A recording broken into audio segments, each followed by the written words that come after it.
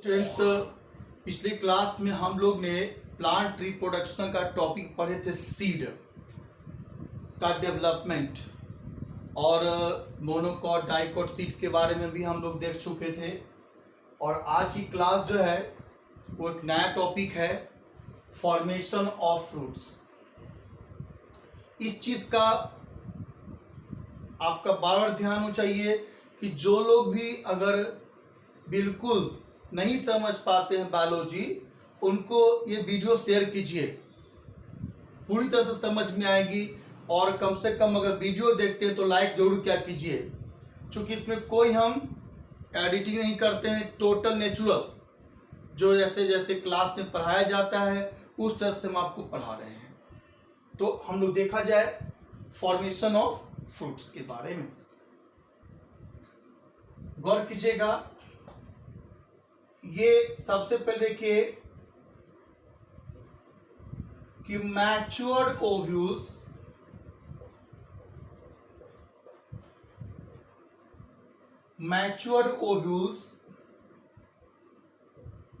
Transform into the seed। Mature ovule जो है वह सीड में ट्रांसफॉर्म करता है, और mature ovules transform into the seed and ovary are transform into the fruits। यानी ओव्यूल जो है वो किस में ट्रांसफॉर्म कर गया, सीड में, और ओवरी जो है किस में ट्रांसफॉर्म कर जाता है, फ्रूट्स में। यानी फ्रूट से ही, यानी ओवरी से ही फ्रूट्स का डेवलपमेंट होता है।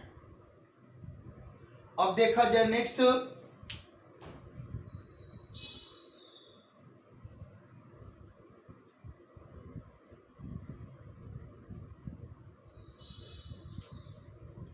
जो फ्रूट्स ओवरी से डेवलप करता है, जो फ्रूट्स ओवरी से ही डेवलप करता है, उस फ्रूट्स को हम लोग क्या कहते हैं, ट्रू फ्रूट्स कहते हैं।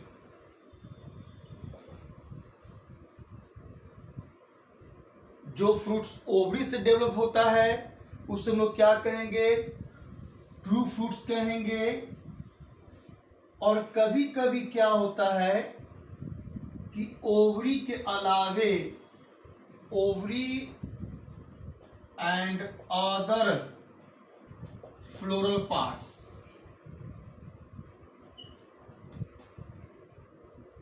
ओवरी के साथ या कभी कभी ओवरी नहीं, फ्लोरल पार्ट्स जो होते हैं उसके दूसरे हिस्सा, यानी फ्लावर का दूसरा पार्ट्स स्वेलिंग कर जाए, फूड को स्टोर करने लगे और फ्रूट्स का निर्माण कर दे, तो उसे कहते हैं वो फॉल्स फ्रूट्स। यानी कि कभी कभी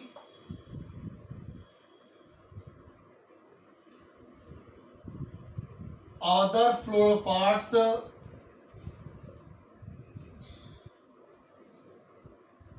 are developed into fleshy structure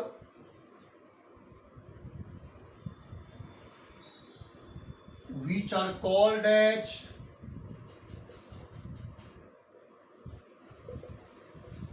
false fruits। यानी कभी कभी क्या होते हैं कि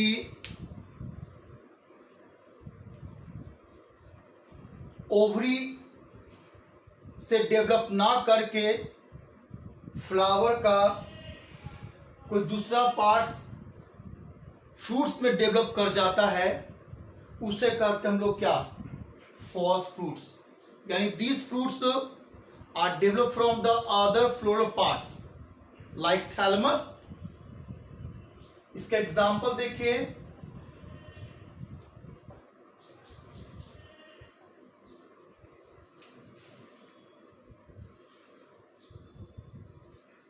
example of false fruits. False fruits का एग्जांपल देखिए, apple, pear, strawberry,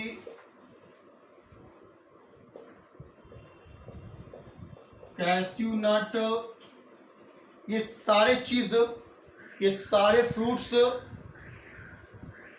false fruits है। चूंकि इसमें मैक्सिमम तौर पे यह डेवलप कहां से करता है, थैलमस से। और कई बार नीट का क्वेश्चन आ चुका है कि एप्पल का कौन सा पार्ट्स एडिबल होता है, तो एप्पल तो डेवलप करता है थैलमस से, तो फ्लेसी थैलमस पार्ट जो है वह एडिबल पार्ट्स होता है किसका, एप्पल का। कई बार क्वेश्चन से नीट का क्वेश्चन आ चुका है, और पूरा वीडियो देखिए टोटल, तभी समझ में आपको आएगा।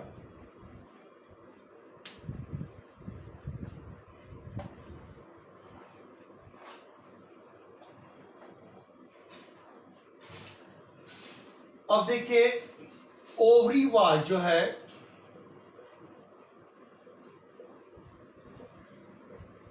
Ovary wall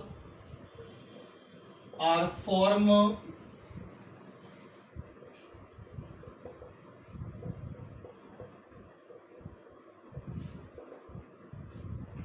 pericarp of fruits.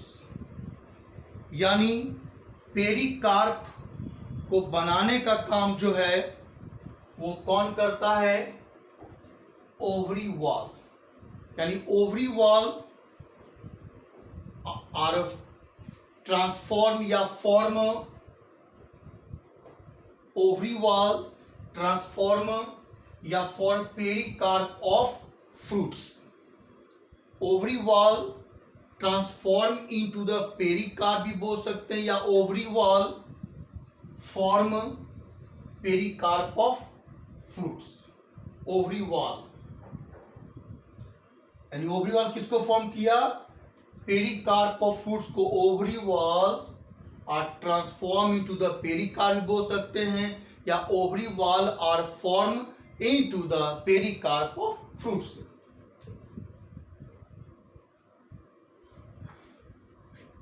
यानी ओवरी वॉल फॉर्म किसको करेगा, पेरिकार्प फ्रूट्स को। अब देखिए पेरिकार्प जो है ये 3 भाग में डिफरेंशिएट रहता है। एक को ईपीकार्प कहते हैं, बीच वाला को लोग मेसोकार्प कहते हैं, और अंदर वाला हिस्सा को लोग क्या कहते हैं, हम लोग एंडोकार्प कहते हैं। अब बार बार हम एक बात को 2 बार बोलते हैं इसलिए ताकि समझ में आपको सही तरीका से आ जाए। ईपीकार्प, मेसोकार्प और कौन, एंडोकार्प। इसको हम थोड़ा एक फिगर से देख लें तो अच्छा समझ में आएगा।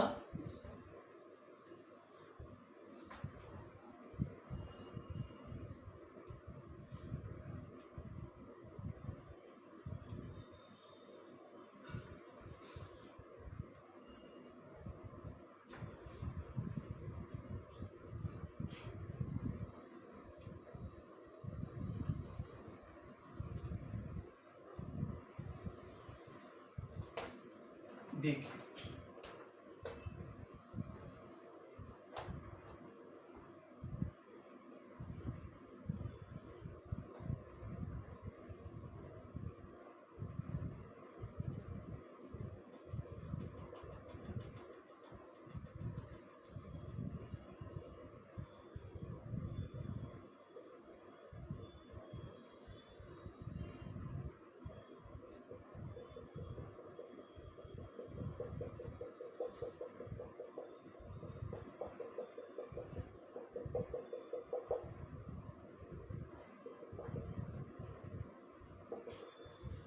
फिगर को थोड़ा सा हम लोग ध्यान से देख लें।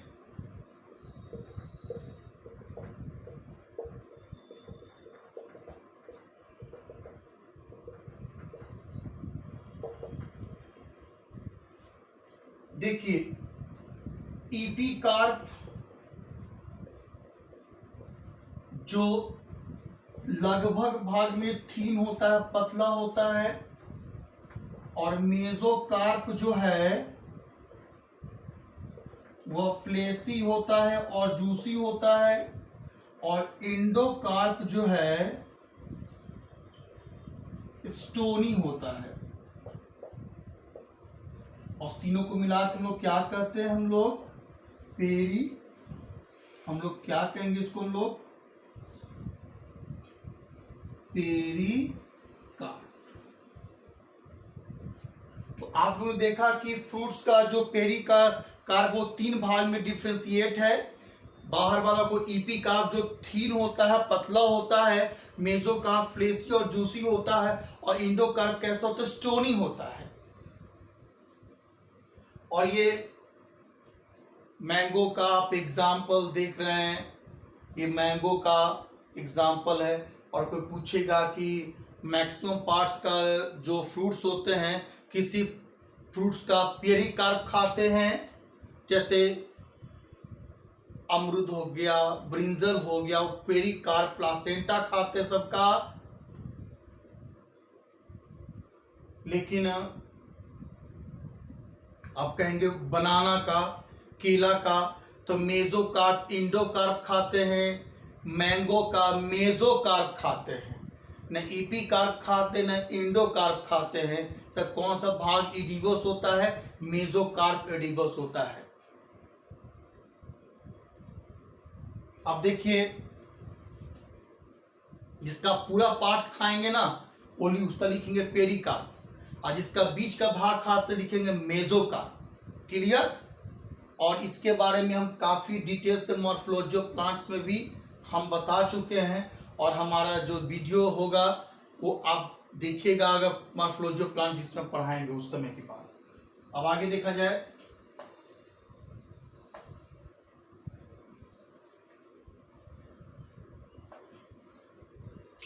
देखिए सीड और fruits, seed and fruits are dispersed by wind. पहले सुनिए कि डिस्पर्सल क्या होता है, एक जगह से दूसरे जगह बिखर जाना, चले जाना, ट्रांसफर हो जाना।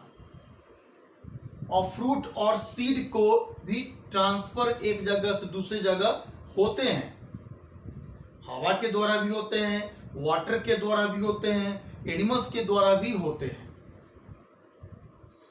कभी आपने सोचा है कि किसी बिल्डिंग के ऊपर पीपल का पेड़ लग जाता है, बरगद का पेड़ लग जाता है, नीम का पेड़ लग जाता है? कभी सोचा है आप लोग ने कि कहीं पर आम का पेड़ लग गया, अचानक वृक्ष लग जाता, वहां पर उससे पौधे निकल आते हैं? तो ये क्यों निकलता है? Due to dispersal. हमने मान लिया कि आम खाया और गुठली को मैंने फेंक दिया, सपोज दैट वो गुठली सॉइल में नीचे दब जाएगा, एक नए प्लांट का डेवलप कर सकता है, विकास कर सकते, नए प्लांट्स उससे निकल सकते हैं। तो जब dispersal of fruits by wind, हवा के द्वारा जब होता है तो उसको क्या कहते हैं? एनीमोकॉरी। एनीमोकॉरी। एनीमोकॉरी में एग्जाम्पल देखिए, कॉटन प्लांट्स हो गए, मैरीगोल्ड हो गया,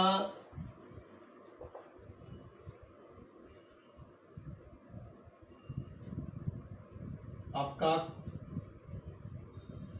सनफ्लावर हो गया,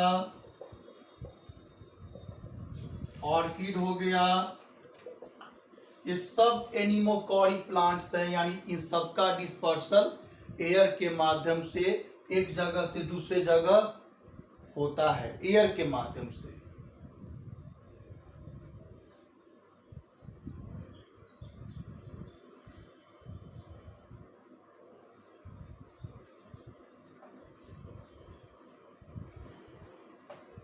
अब देखिए, अगर seed and fruits are dispersed by water is called as, देखिए, हाइड्रोकॉल।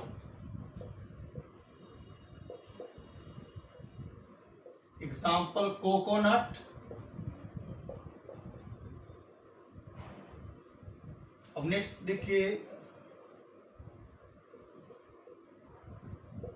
Seeds and fruits are dispersed by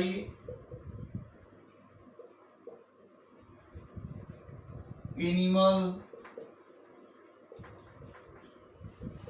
is called as zoocory। जैसे अभी मैंने बताया है कि कई एनिमल्स जो है उसके बीज को ट्रांसफॉर्म कर देते हैं एक जगह से दूसरी जगह, वो एनिमल्स के द्वारा ही। इवन हम लोग भी अगर किसी बीज को फेंक दे बाहर में और वो सीड जो है जर्मिनेट कर जाए, तो वो क्या कहलाएगा आपको? वो भी तो हम लोग भी तो एनिमल्स ही हैं, हम लोग के द्वारा डिस्पर्सल कहलाएगा। तो कई बर्ड्स, कई एनिमल्स जो है वह सीड को, फ्रूट्स को डिस्पर्स करते एक जगह से दूसरी जगह। अब नेक्स्ट हम लोग नया टॉपिक देखेंगे।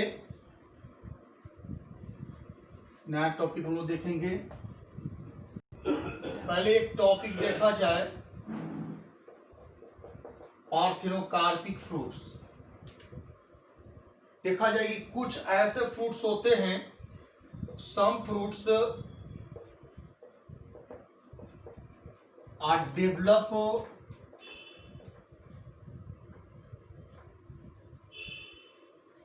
विदाउट, या हम लोग without fertilisation, is called as parthenocarpic fruits.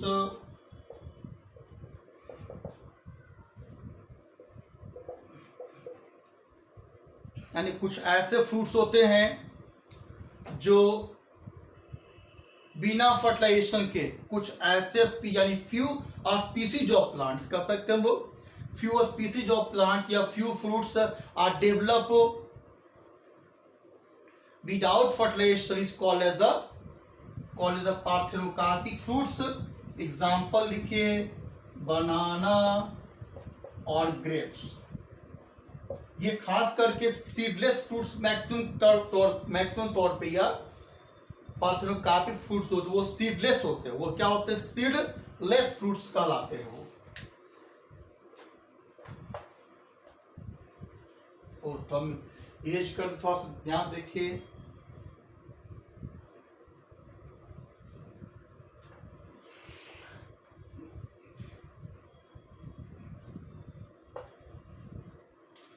Next है सीड वायबिलिटी। देखिए, सीड वायबिलिटी क्या होता है? गौर कीजिएगा कि सीड का कैपेसिटी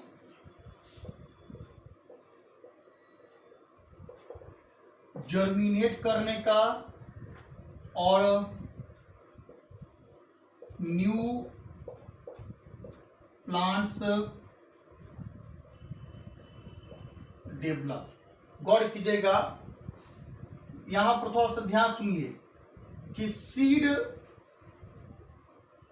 का जर्मिनेट करना और नए प्लांट्स का डेवलप करना, नए प्लांट्स को डेवलप करना, इसकी कैपेसिटी को, गौर कीजिएगा कि सीड का जर्मिनेट करना और नए प्लांट्स को डेवलप करना, इसके टोटल कैपेसिटी, सीड के कैपेसिटी को हम लोग कहते हैं। यानी सीड का अंकुरित होना और नए प्लांट्स का डेवलप होना ही इसकी कैपेसिटी को हम लोग कहते हैं सीड वायबिलिटी। यानी सीड वायबिलिटी वो कैपेसिटी है सीड का जिसमें वो जर्मिनेट कर जाए और नए प्लांट्स को डेवलप कर जाए। तो सारे सीड की वायबिलिटी अलग अलग तरह का होता, अलग अलग टाइमिंग होता है। किस सीड का वायबिलिटी कुछ समय होता है, किसी सीड का भाव, जैसे मिमोसा प्यूडिका 221 साल से होते हैं, मिमोसा प्यूडिका का।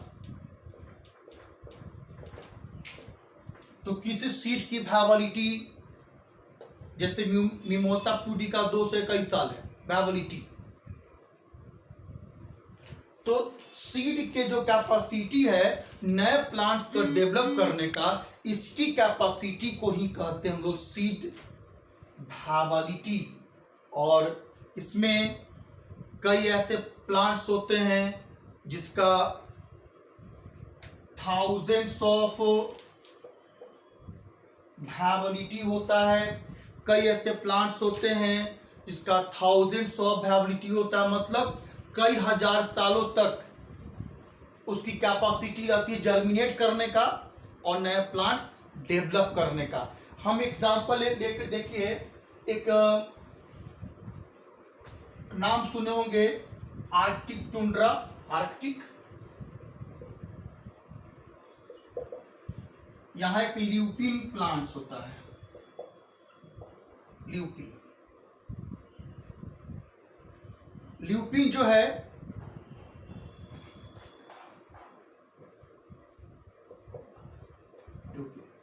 ल्यूपिन जो है एक ठंडे प्रदेश में रहने वाले पौधे हैं, जो इसका भी वायबिलिटी काफी अधिक समय का होता है। वैसे सबसे ओल्डेस्ट वायबिलिटी मेजर किया गया है डेट पाम में। डेट पाम में सबसे ओल्डेस्ट वायबिलिटी मेजर, सबसे ओल्डेस्ट वायबिलिटी मेजर किया गया किसमें? डेट और पाम में। Oldest viability of seed measure किसमें किया गया है?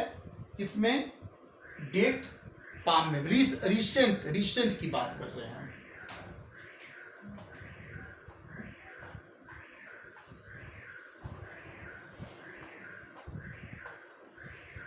हम लोग अगले का वीडियो में हम लोग लास्ट टॉपिक देखेंगे प्लांट्स का, एपोमिक्सिस एंड पॉली एम्ब्रॉयनी।